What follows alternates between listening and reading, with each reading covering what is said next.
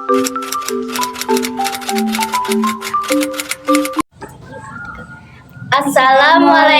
warahmatullahi wabarakatuh. Perkenalkan, nama saya Anissa Wijaya dari kelas 11 MIPA 6. Saya Sally Fitriandari dari kelas 11 MIPA 6. Saya Dian Kusuma dari kelas 11 MIPA 6. Di sini kami akan membuat video podcast tentang menasehati dalam Islam untuk memenuhi tugas mata pelajaran PAI kelas 11. Selamat menonton ya. Bye-bye.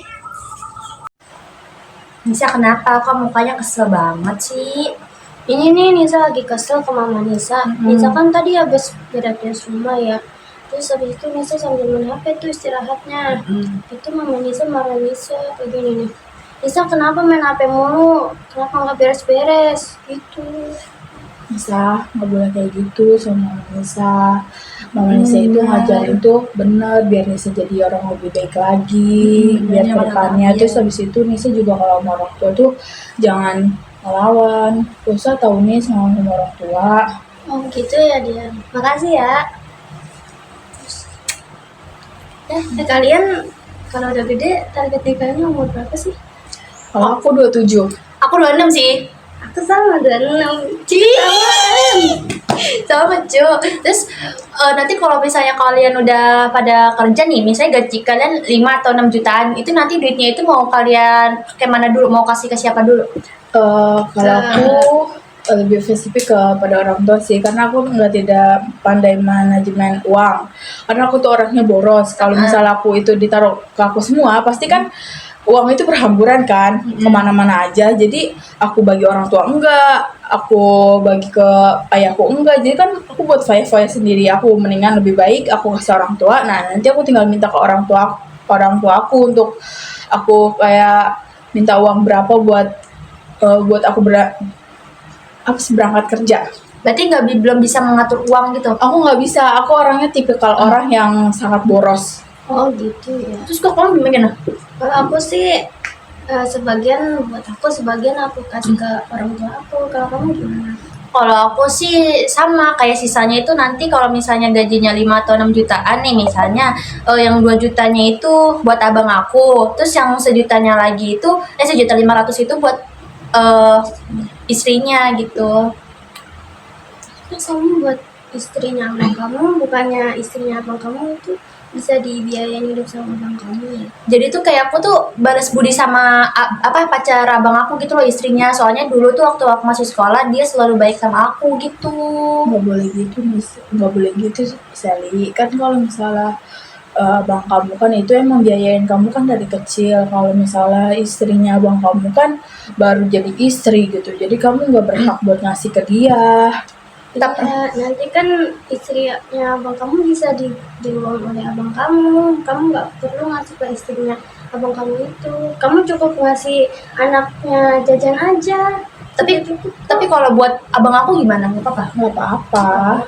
Tapi kamu jangan ngasih ke istrinya abang kamu, kan dia udah punya abang kamu. Kalau emang dia udah nggak punya abang kamu, dia minjem uang ke kamu itu nggak apa-apa. Tapi kan dia masih punya abang kamu. Gitu ya.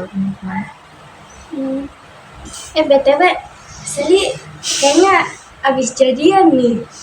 Sama siapa? Iya, sama yang si enggak. Kok kalian tahu sih? Tahu dari mana?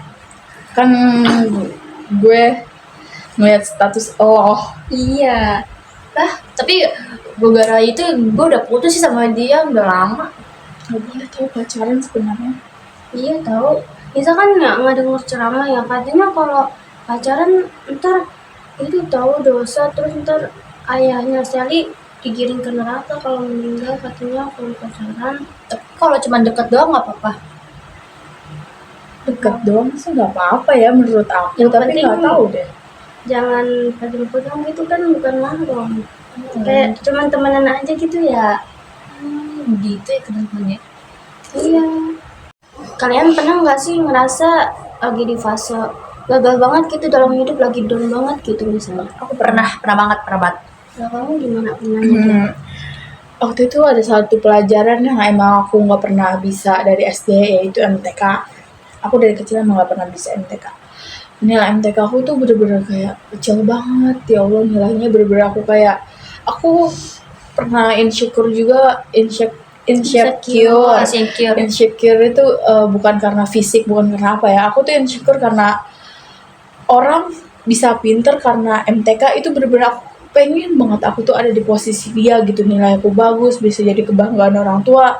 Kapan ya aku bisa dapet kayak gitu, nilai bagus dalam MTK, bisa kayak bisa ngebanggain orang tua. Itu aku bener-bener kayak kegagalan sih dalam hidup aku, tapi aku bisa mencoba. Kayak misalnya aku tahu kegagalan bisa berakhir kalau misalnya kita bisa apa sih namanya, lebih baik lagi, lebih giat lagi belajar, terus bisa apa sih namanya, berjuang terus, belajarnya dengan rajin, nggak ada malas-malasan. Itu sih. Oh gitu ya, semangat ya. Kalau kamu gimana sih? Kalau aku tuh kegagalannya itu karena pas ngerjain tugas ulangan apa ya itu ya waktu itu ya aku lupa tuh aku kurang yakin sama jawabannya. Jadi waktu pas sudah pembagian nilai itu jadi nilai aku tuh jadi berkurang gitu karena kurang yakin sama jawaban sendiri. Kalau kamu Nisa? Kalau aku ya waktu itu kan pernah tuh dapat nilai kecil di dalam nilai ujian matematika tuh. Nah aku tuh di situ merasa down banget tuh, gagal banget. Padahal ya aku udah belajar mati-matian, udah berdoa, tapi ya nilainya gitu. Nah setelah dari kejadian itu aku dapat hikmahnya, dapat pelajaran bahwa di balik keburukan yang Allah berikan ke kita saat ini,